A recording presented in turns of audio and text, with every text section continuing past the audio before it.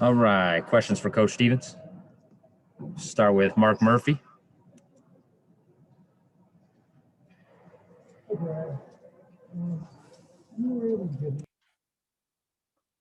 Can't hear you great, Mark. All right, we'll go back to him once he's got his audio figured out. Any other questions?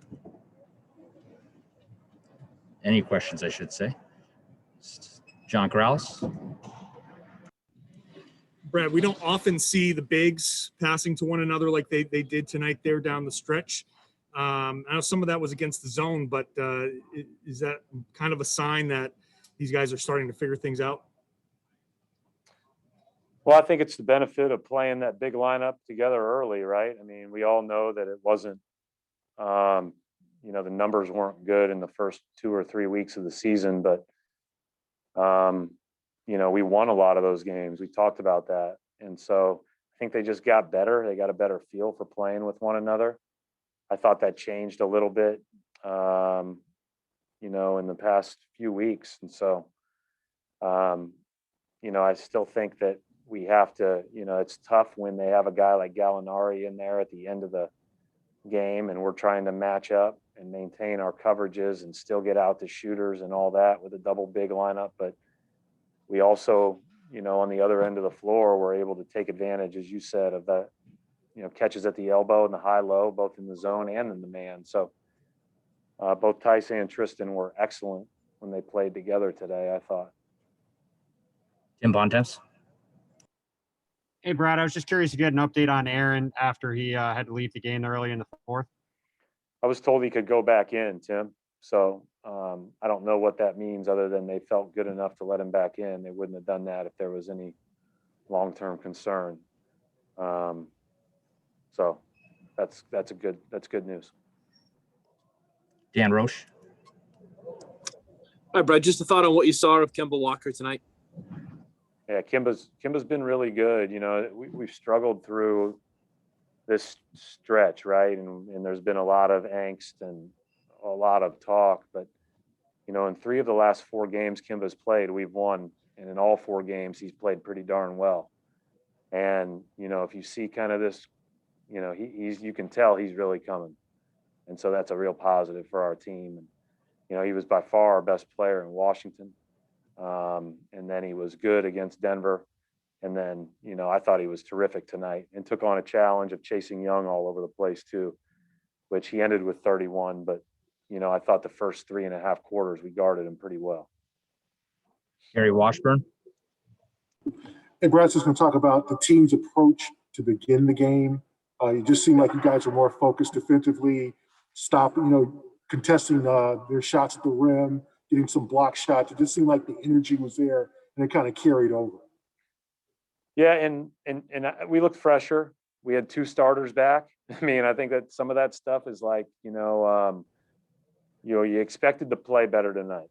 The result wasn't what we wanted Wednesday, but we didn't do all bad things Wednesday either.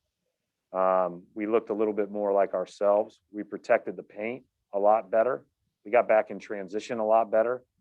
And that continued all the way until, we let go of it a little bit there in the fourth when we had the big lead. So I think that that's something that, hopefully we can build off of those good times, those good things. Chris Ryan.